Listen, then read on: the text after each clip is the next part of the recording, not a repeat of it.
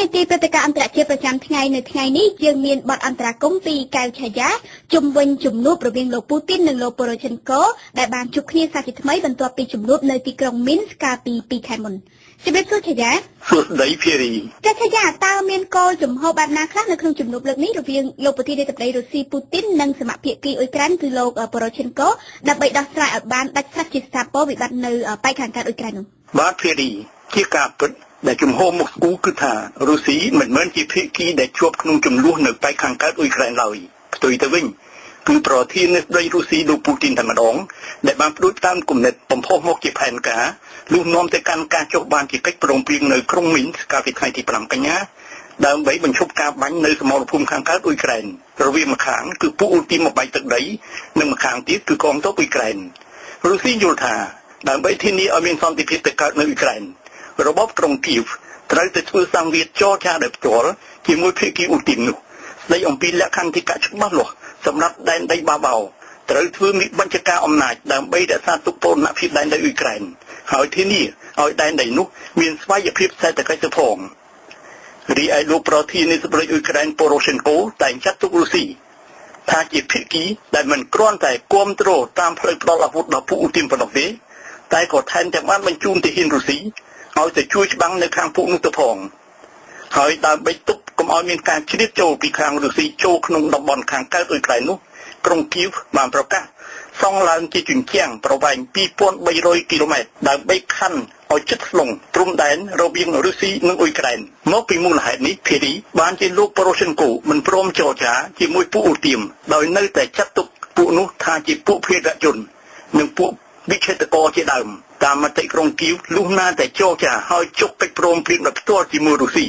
ទើបអាចខណ្ឌបញ្ចប់សង្គ្រាមទៅកើតជាការកត់សម្គាល់ភារីនៅអ៊ុយក្រែនមានគណៈបកដែលហៅថាគណៈបកសន្តិភាពដែលតំណាងដោយលោកប្រធានាធិបតីប៉ូរ៉ូឆេនកូដែលគាត់ទើបបានចុះហត្ថលេខាលើច្បាប់ស្តីអំពីការផ្ដល់លក្ខន្តិកៈពិសេសដល់ខេត្ត Donetsk និង Lugansk បះបោប៉ុន្តែមានទាំងគណៈបកសង្គ្រាមដែលតំណាងដោយលោករដ្ឋមន្ត្រីមហាផ្ទៃអាវ៉ាកុកដែលថាច្បាប់នោះគ្រាន់តែជាទម្រង់ការខាងក្រៅប៉ុណ្ណោះបើយើងបានច្បាំងបង្ក្រាបពួកភេរវជននោះយើងនឹងបន្តបកកំទេចពួកនោះតទៅទៀតឆាយាតើតាមវិធីណាទៅដែលអាចនឹងមានច្រកចេញ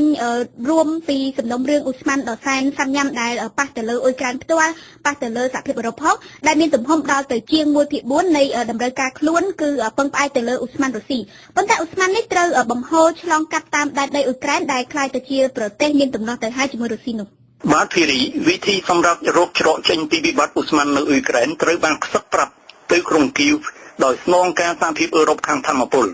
គឺថាអ៊ុយក្រែនត្រូវតែសងបំណុលខ្លះៗមកឲ្យរុស្ស៊ីសិនដើម្បីជាភ្លើងធៀវសម្រាប់រុស្ស៊ីលក់អ៊ូស្មានឲ្យទៅអ៊ុយក្រែនជាថ្មីជាក់ស្ដែងពីក្នុងចំណោមបំណុលជាង $5,000 លានម៉ូស្គូយល់ព្រមទទួលពីក្រុងគៀវមុនដំបូងគឺ $2,000 លានសិនរួចមកដើម្បីរុស្ស៊ីអាចបង្ហូរអ៊ូស្មានជាថ្មីទៅឲ្យអ៊ុយក្រែន